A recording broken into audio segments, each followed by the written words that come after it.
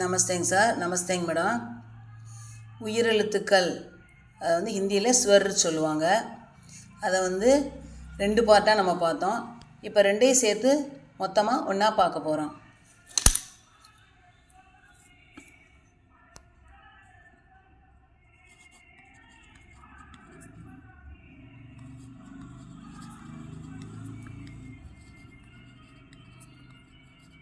உயிரெழுத்துக்கள் உயிரெழுத்துக்களை வந்து இங்கிலீஷில் வவல்ஸ்ன்னு சொல்கிறாங்க. வவல்ஸ். ஹிந்தியில் பார்த்திங்கன்னா ஸ்வர் அப்படி சொல்கிறாங்க.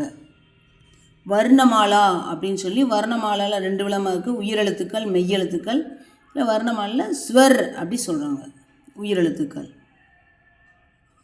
ஆ, ஆ,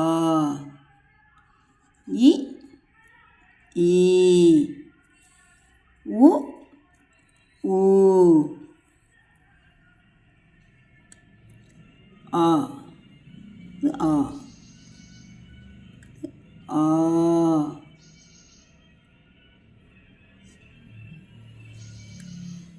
இ, இ, ஈ,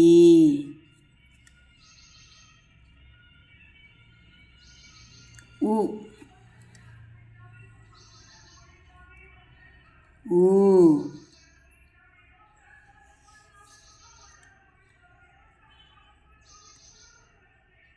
கிரு, ஏ,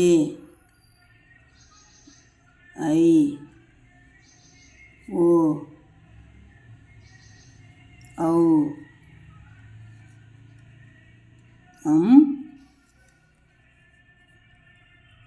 அக, கிரு,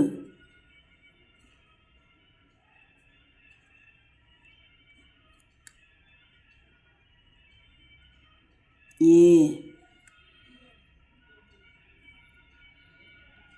ஐ,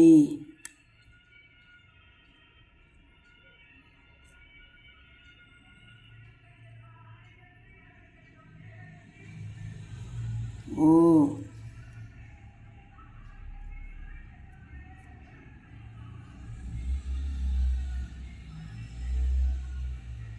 ஔ,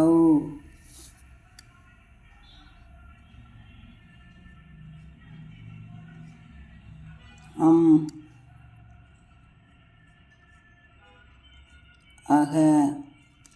நம்ம வந்து பார்த்திங்கன்னா ஆயுத எழுத்து அப்படின்னு சொல்லி இந்த 3 புள்ளியை ஆயுத எழுத்து அக்கு அப்படி சொல்லி படிப்போம். ஆனால் இவங்க ஒரு புள்ளியை ஒரு எழுத்துக்கும் 2 புள்ளியை ஒரு எழுத்துக்கும் கொடுத்து அகன்னு சொல்கிறாங்க. இது உயிரெழுத்தோடு சேர்ந்து இருக்குது. ஆனால் இது உயிரெழுத்துக்களில் வராதுங்க சார். விசர்க்குன்னு சொல்லி இதை பிரிச்சுருவாங்க. அப்போ ஹிந்தியில் உயிரெழுத்துக்கள் 11 தாங்க.